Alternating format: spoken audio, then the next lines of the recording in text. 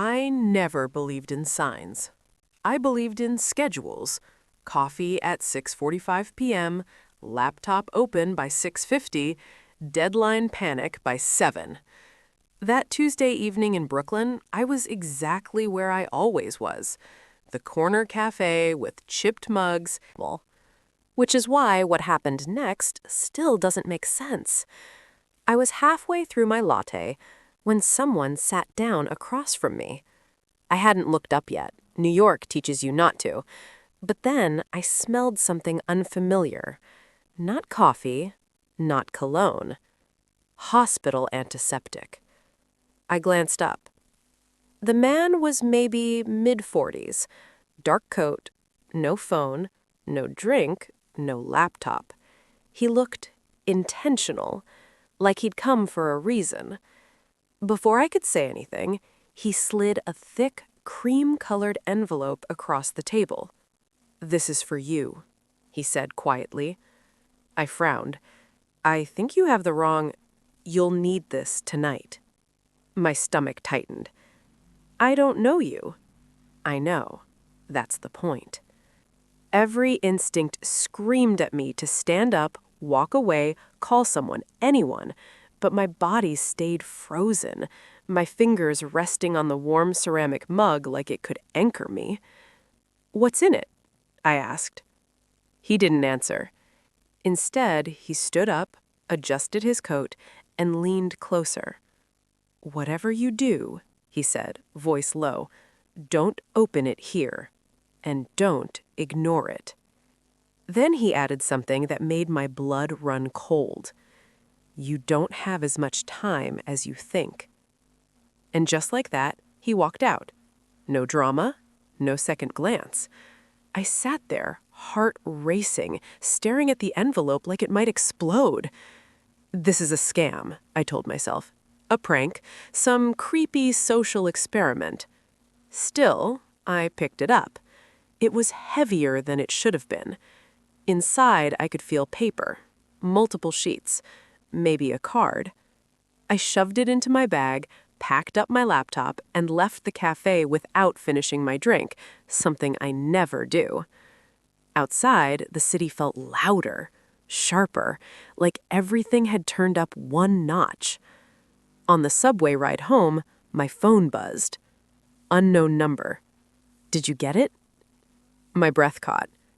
I didn't reply. Another buzz. Unknown number. "Please read it before midnight." I got off 2 stops early and walked the rest of the way home, constantly checking behind me. When I finally locked my apartment door, I stood there for a full minute, listening. Silence. I sat at my kitchen table, pulled the envelope out, and stared at it. There was no name on it, just 3 words written neatly in black ink. For tonight only. My hands were shaking when I finally opened it. The first thing that fell out wasn't a letter. It was a photograph. I stared at it confused, then terrified, because it was me, standing in my apartment, taken from inside the hallway, time-stamped 11:47 p.m., and it was dated tonight. I dropped the photo like it burned. Under it were documents, legal papers, medical reports, and one handwritten note. I unfolded it slowly.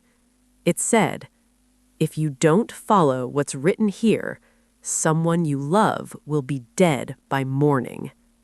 I couldn't breathe, because at the bottom of the page was a name I hadn't heard in 7 years. The name of the man who ruined my life. I read the name again, then again. My vision blurred, but the letters didn't change. Evan Cole, my ex-husband, the man I buried emotionally 7 years ago, the man I swore I'd never speak of again, the man who disappeared the same night everything in my life collapsed. My hands trembled as I dropped into the chair. "This isn't real," I whispered, but the envelope didn't care what I believed. I forced myself to keep reading. The letter. You don't know me. That's intentional. You were chosen because you listen when something feels wrong, even when you pretend you don't. My throat tightened. Evan Cole didn't leave you. He was taken. I laughed once, a sharp, broken sound. Taken? Evan had drained our joint account, packed a suitcase, and vanished without a goodbye. The police called it abandonment. His family called it starting over. I called it betrayal. The letter continued. Tonight, someone will come for you. Not to kill you. Not yet. They need something you have. I scanned the room, heart hammering. My apartment door was locked, windows shut. Still, I felt exposed. Inside this envelope are 3 things: proof, protection, and a choice. I swallowed. The proof. The medical reports were first. I didn't understand them at first. Numbers, acronyms, hospital codes. Then I saw a familiar date. March 18th, the night Evan disappeared. Diagnosis: acute organ failure induced by experimental compound. I stared. That night had been our anniversary. He'd complained of chest pain at dinner. I'd begged him to go to the hospital. He said he was fine. He lied. The next page was a hospital discharge form, but it wasn't signed by a doctor. It was stamped, transferred, authorization overridden. My stomach churned. There were photos next, not surveillance, medical. Evan on a gurney, Evan unconscious, Evan pale, tubes in his arms. I covered my mouth. He hadn't left me. He'd been stolen. The protection. A small black object slid out of the envelope. At first I thought it was a flash drive. Then I realized what it really was: a panic transmitter. The kind journalists use in hostile zones.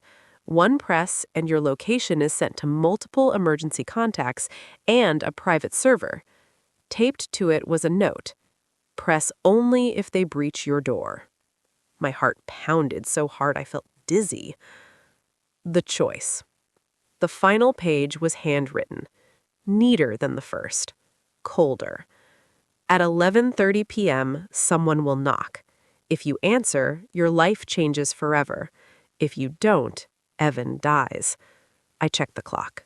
10:12 p.m., less than an hour and a half. My phone buzzed again. Unknown number. You're doing well. Keep reading. Who are you? I typed with shaking thumbs. 3 dots appeared, then vanished. Another message arrived. Someone who made the wrong choice once. My breath hitched. What do they want from me? I typed. This time the reply was instant. What you already have. I froze. I looked around my apartment. Laptop, files, books, old boxes I never unpacked after Evan vanished. Then it hit me. The storage unit. The one Evan begged me never to open. The one I kept paying for even after I hated him. My phone rang. Unknown number. I didn't answer. It rang again. And again. Then stopped. A new message appeared. They're getting impatient. I stood up, pacing. This is insane, I muttered. This is insane. A soft knock echoed through my apartment. Not loud, not aggressive. Polite. I checked the clock. 11:29. Another knock. My body went cold. A voice followed, calm, professional. Miss Carter, we know you're home. I backed away from the door, my hand brushing the panic transmitter in my pocket. The voice continued. We just want to talk. I looked at the envelope again, at Evan's photo, at the clock. 11:30. The final message came through.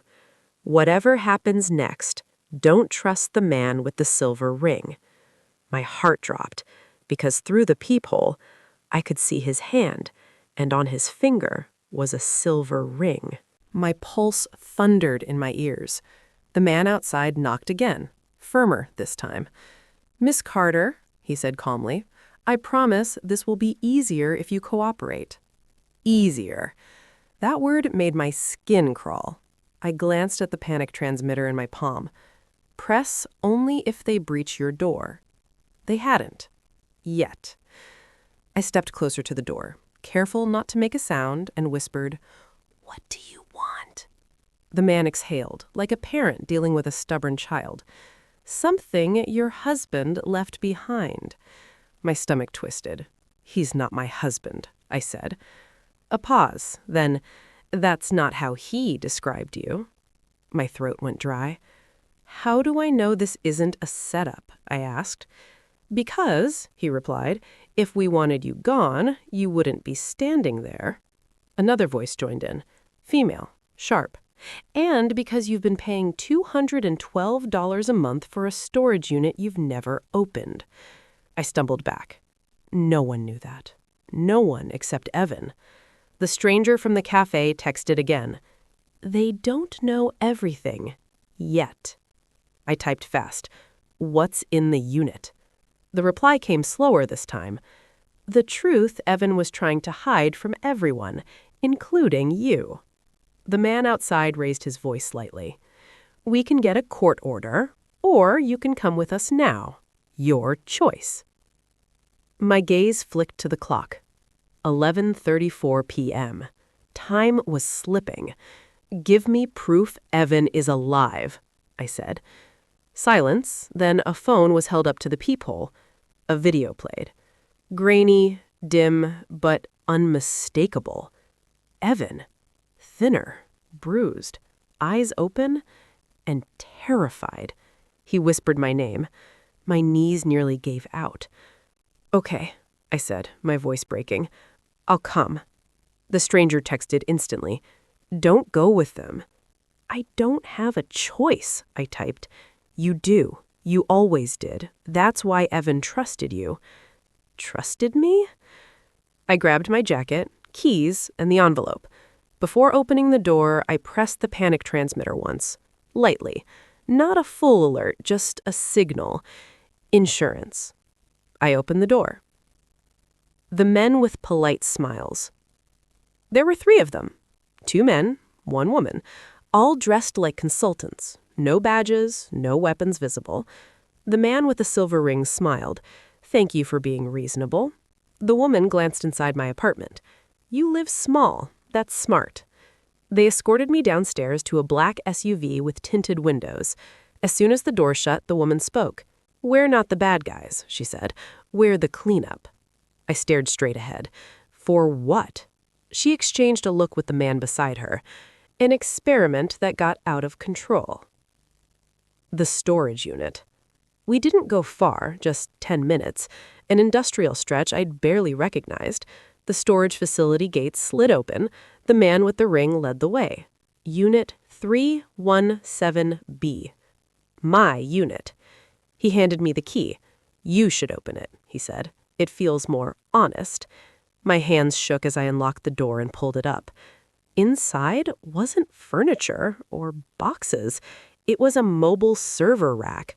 Hard drives, wires, old laptops, sealed cases marked with dates and names.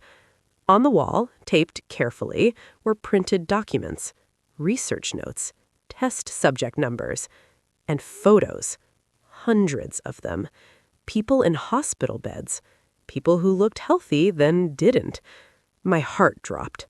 "What is this?" I whispered. The woman answered. "Your husband was a data architect for a private biotech firm. They were testing a compound meant to extend cellular life." I turned to her slowly. And it worked, she said, for about 6 weeks. I stared at Evan's old laptop. "You're saying he helped them hurt people?" "No," the man with the ring said. "He helped us expose them." I opened one folder. Inside was a spreadsheet. Subject outcomes. Deaths, disappearances, cover stories. Then I saw it. Status. Active. Name. Evan Cole. My breath caught. "He's alive," I whispered. "Yes," the woman said, "because he stole something from us." The man with the ring stepped closer. "And now so did you." "What did I steal?" I asked. He smiled thinly. You're standing in it. The stranger's final text came through. They lied about one thing. What? I typed. They are not here to clean up the experiment. They're here to erase the witness. The woman's phone buzzed. Her expression changed. Time's up, she said. The man with the ring reached into his coat. That's when I slammed the panic transmitter. The transmitter vibrated violently in my hand. A sharp red light blinked once, then stayed solid. The room froze. The man with the silver ring stopped mid-movement. The woman's eyes widened just for half a second, but that was enough. You shouldn't have done that, she said quietly. I was told to, I replied, my voice steadier than I felt. The man cursed under his breath. Outside the storage unit, engines roared to life. Not one, several. The woman pulled out her phone. Abort, we've been flagged. By who? I shouted. She looked straight at me. Someone with better timing than us. Suddenly, the facility lights shut off. Total darkness. Then, blue and red flashes flooded through the cracks of the unit door. Shouting, boots pounding concrete, metal doors slamming. A man with the ring grabbed my arm. Move! He dragged me toward the back exit of the unit. Gunshots echoed. I screamed. The woman spun, raised her weapon, and went down. Hard. Blood splattered the white storage wall. I froze. The man released my arm and bolted. I stood there, shaking, staring at the body at my feet. She wasn't breathing. A voice boomed from outside. Ma'am, drop everything and step back. Hands shaking, I raised them. Officers rushed in, weapons drawn. One of them grabbed me, pulling me away from the body. Another cuffed the woman, then stopped.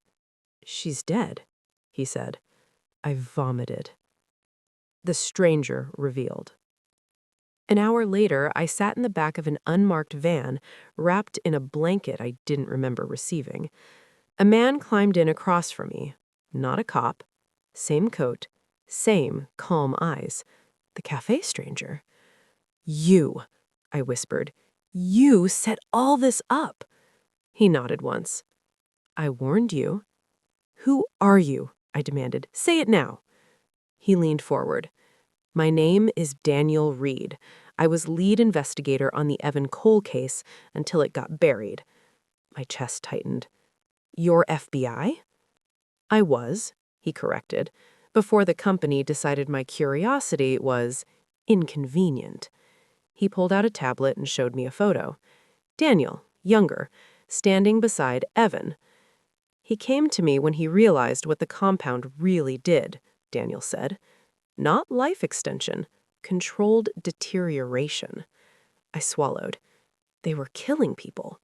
Slowly, he replied, and calling it progress. What about Evan? Why is he still alive? Daniel hesitated. Because they needed him. For what? To finish what he started. The horrifying truth. Daniel showed me the final file. Project, Nightfall. Objective, induce controlled organ failure, then reverse it. My heart pounded. They want to kill people and bring them back? Not people, Daniel said. Assets, soldiers, executives, anyone they can control. And Evan? He was the only one who figured out how to stabilize Phase 2. Tears blurred my vision. They're torturing him. Yes. Then why didn't you just save him? I snapped. Daniel's voice dropped. Because he refuses to leave without you. I stared at him. What? He encrypted the final algorithm, Daniel continued. The key isn't a password, it's a shared memory. My blood ran cold. Our anniversary, I whispered. Daniel nodded. He encoded it into moments only you could verify. I didn't know. He knew you didn't, Daniel said gently. That's why they came for you tonight. The choice returns. Daniel leaned closer. They'll regroup, he said. They always do. What do you want from me? I asked. What Evan wanted, he replied. To end this. He slid a phone toward me. On the screen was a live video feed. Evan, barely conscious, strapped to a chair. He lifted his head when he heard my voice through the speaker. Hey, you still hate me? I sobbed. I thought you left me. I was trying to save you, he said. An alarm blared in the background of the feed. Daniel's phone buzzed. They found us, he said calmly. Then he looked at me. You ready to remember everything you tried to forget? The video feed shook, not because the camera moved, but because Evan was shaking. I don't have much time, he said, forcing a weak smile. So listen carefully. My chest felt like it was caving in. I'm here, I whispered. I'm not going anywhere. Daniel watched silently, giving us space, but his eyes kept flicking to the road ahead. Evan swallowed hard. Do you remember our last anniversary? He asked. I closed my eyes. Of course I did. I just never allowed myself to stay there. The night everything broke. We had gone to a tiny rooftop restaurant. Rain threatened all evening. The city lights looked blurry through the mist. I remembered being annoyed. Evan had been distracted, nervous, checking his watch. I thought he was bored of me. I was wrong. We argued, I said quietly. I accused you of hiding something. You were right, he replied. My throat tightened. You stood up, I continued, the memory flooding back. You said you needed air. I went to the bathroom, Evan said. That's when they took me. Daniel stiffened. They were already watching us, Evan continued. I didn't know how close they were. I remembered it now. The waiter bringing our check too fast, the strange metallic smell, the way Evan's chair was empty when I came back from the bar. I thought you walked out on me, I whispered. I let you believe that, Evan said, because if they thought you mattered to me, they would use you. Tears streamed down my face. They did anyway, I sobbed. Evan closed his eyes. I was wrong. That's my greatest failure. The key they couldn't break. Daniel pulled the van to a stop. Talk me through it, he said. We need the code. Evan nodded weakly. The encryption isn't numbers. It's a sequence of emotional confirmations, memories only she can verify. My heart raced. What do I do? I asked. Daniel turned the phone toward me. A secure interface lit up. Phase 2 authorization required. Begin memory validation. A question appeared. What song was playing when you forgave him that night? I gasped. I hadn't thought about that song in years, but suddenly I could hear it. Soft, sad, beautiful. I said I forgave you, I whispered, even though I was still angry. Evan smiled faintly. That song saved me. I entered the answer. Another question appeared. I laughed through tears. You said, if this is how the world ends, at least I got dessert. Evan chuckled, then winced in pain. Daniel leaned forward. One more. The final prompt appeared. I froze, because that was the question I never answered, even to myself. I looked at Evan on the screen. Because, I said slowly, I knew you were scared, and you stayed anyway. The system paused. Then, Daniel's tablet exploded with data. Got it, he breathed. We have everything. Suddenly, the van doors flew open. A gun was shoved inside. Daniel raised his hands calmly. Easy, he said. You're too late. The man holding the gun smiled. And my blood ran cold. Silver ring. You really should have trusted me, he said. Daniel stared at him. You followed us.